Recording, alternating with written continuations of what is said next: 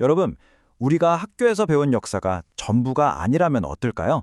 교과서에 실린 내용이 고정불변의 진리가 아니라 바로 지금, 이 순간에도 계속해서 새롭게 쓰여지고 있다면요. 과거는 박물관 유리상자 안에 갇힌 유물이 아닙니다. 끊임없이 우리에게 말을 걸어오는 살아있는 존재죠. 이거 그냥 상상 속의 질문이 아니에요. 정말로, 진짜로 일어난 일입니다. 그것도 전 세계에서 가장 유명하고 미스테리한 유적지 중 한 곳에서 말이죠. 자, 그 이야기 속으로 한번 들어가 볼까요? 오늘 이야기의 무대는 바로 스톤헨지입니다. 수천 년 동안 수많은 비밀을 간직한 곳이죠. 그 중에서도 이 거대한 구조물의 심장부에 놓인 아주 특별한 돌, 바로 제단석에 관한 이야기입니다. 무려 100년 동안 말이죠. 거의 모든 사람이 이걸 믿었어요. 1923년에 한 지질학자가 이 제단석은 웨이스에서 온 거야 라고 결론 내렸거든요. 그게 정설이었죠. 그런데 불과 얼마 전 2024년에 이 모든 게 와르르 무너졌습니다. 새로운 진실은 완전히 다른 곳을 가리키고 있었어요. 자, 이 표를 좀 보세요. 이게 그냥 장소만 바뀐 게 아니에요, 여러분. 거리가 225km에서 700km로 늘어난 거예요. 3배가 넘죠? 아니, 신석기 시대 사람들이 이 무거운 돌을 옮겼다는 것만으로도 입이 떡 벌어지는데 그 여정이 우리가 알던 것보다 훨씬 더 멀고 험난했다는 뜻입니다. 그럼 뭘 보고 그렇게 확신하냐고요? 이건 그냥 그럴 것 같다는 추측이 아니에요. 빼도 박도 못하는 과학적 증거가 나온 거죠. 연구진들이 돌에 남은 화학적 지문을 찾아낸 거예요. 특히 바리움이라는 성분이 아주 높게 나왔는데 이게 웨일스 지역 암석과는 전혀 맞지 않고 저 멀리 스코틀랜드의 사암지대와는 완벽하게 일치했던 겁니다. 아니, 근데 궁금하지 않으세요? 어떻게 5,000년 전 일을 이렇게 정확하게 알 수 있을까요? 바로 이 질문이 오늘 이야기의 진짜 핵심입니다. 스톤헨지의 돌 하나에서 시작된 이 미스테리가 이제 우리를 정말 엄청난 기술의 세계로 이끌 겁니다. 그 기술의 이름이 뭐냐? 바로 고고 유전학입니다. 이름만 들어도 감이 오시죠? 고고학이랑 유전학이 만난 거예요. 말 그대로 수천 년 된 뼈 조각에 남아있는 아주 희미한 DNA, 그러니까 과거의 유령을 읽어내는 기술이라고 생각하시면 돼요. 좀 더 쉽게 말해볼까요? 오래된 뼈나 치아 같은 데서 아주 작은 DNA 조각을 뽑아내는 거예요. 그리고 그걸 분석해서 수만 년 전 사람들이 어디서 왔는지, 어떻게 이동했는지, 심지어 어떤 모습이었을지까지 알아내는 거죠. 와, 이거 완전 타임머신 아닌가요? 이 기술이 얼마나 대단해졌는지 비유를 하나 들어볼게요.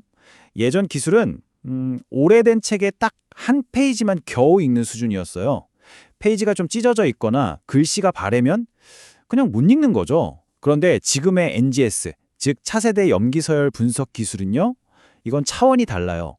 도서관에 있는 책 전부를, 심지어 다 찢어지고 너덜너덜해진 조각들까지 싹 다 스캔해서 원래 이야기를 복원해내는 거랑 똑같아요. 엄청나죠? 자, 그럼 이 엄청난 도구로 대체 뭘 알아냈을까요? 그냥 역사책에 한두 줄 추가하는 그런 수준이 아니에요. 아예 인류의 역사를 통째로 다시 쓰고 있습니다. 여러분, 네안데르탈린 아시죠?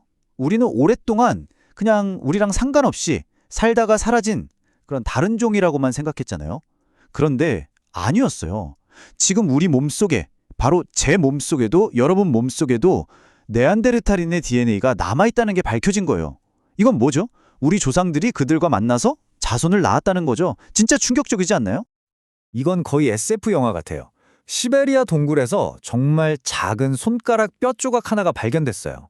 그냥 봐서는 이게 뭔지, 누구 건지도 알 수가 없죠. 그런데 여기서 DNA를 뽑아 봤더니 세상에 네안데르탈인도 아니고 현생 인류도 아닌 완전히 새로운 인류, 데니소바인이었던 거예요. 뼈 하나로 인류의 역사를 새로 쓴 거죠. 그러니까 정리를 해보자면 이 발견들이 그냥 점점이 흩어져 있는 게 아니라는 거예요. 네안데르탈인, 데니소바인, 그리고 우리 조상들.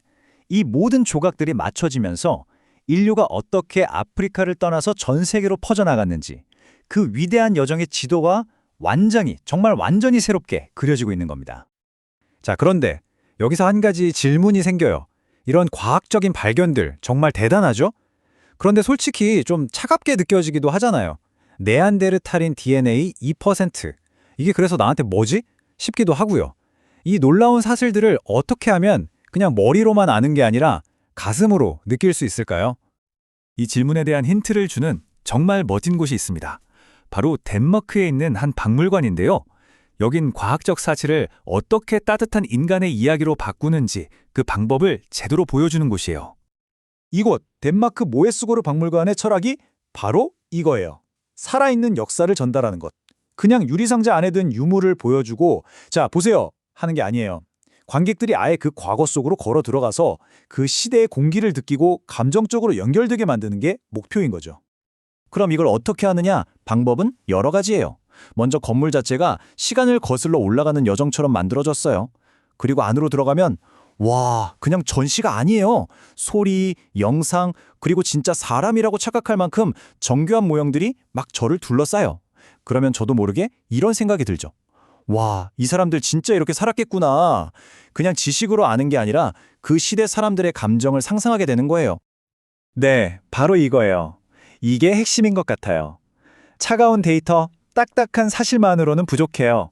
그 정보가 나와 무슨 상관이 있는지, 우리 삶과 어떻게 연결되는지를 이야기로 풀어낼 때 비로소 역사는 그냥 죽은 과거가 아니라 살아 숨쉬는 존재가 되는 거죠. 자, 이제 퍼즐 조각들이 하나씩 맞춰지는 느낌이 드시죠? 스톤헨지의 돌에서 시작해서 고고요전학이라는 놀라운 기술을 만나고 마지막으로 이 모든 걸 이야기로 만드는 박물관까지. 이 모든 게 뭘 말해주고 있을까요? 과거는 책 속에 박제된 화석이 아니라는 겁니다. 우리가 보통 보존이라고 하면 뭘 떠올리죠? 그렇죠. 뭔가 원래 모습 그대로 잘 간직해서 손상되지 않게 얼려두는 걸 생각하잖아요. 실제로 법적인 정의도 비슷해요. 원형을 유지해서 다음 세대에 물려주는 것. 그런데요, 오늘 우리가 나눈 이야기를 생각해보면 보존의 의미를 좀 다르게 볼 수도 있을 것 같아요. 과거를 그냥 얼려두는 게 아니라 미래의 우리가 그 과거와 계속 새로운 대화를 나눌 수 있도록 지켜주는 것. 이게 진짜 보존 아닐까요? 정리해볼까요? 고고유전학 같은 최첨단 과학이 우리에게 놀라운 데이터를 선물해줘요. 그리고 모에스고르 박물관 같은 새로운 스토리텔링이 그 차가운 데이터의 심장을 달아주는 거죠. 이 둘이 만날 때 과거는 비로소 우리 곁에서 다시 살아 숨쉬게 되는 겁니다. 오늘 우리가 본 것처럼 100년 동안 진실이라고 믿었던 사실도 하루아침에 바뀔 수 있어요. 어쩌면 지금 우리가 교과서에서 배우는 역사도 언젠가는 완전히 다르게 쓸지 모르죠. 결국 과거를 파고드는 건 우리 자신에 대해 더 깊이 알아가는 과정이니까요. 과연 다음엔 또 어떤 놀라운 이야기가 우리를 기다리고 있을까요?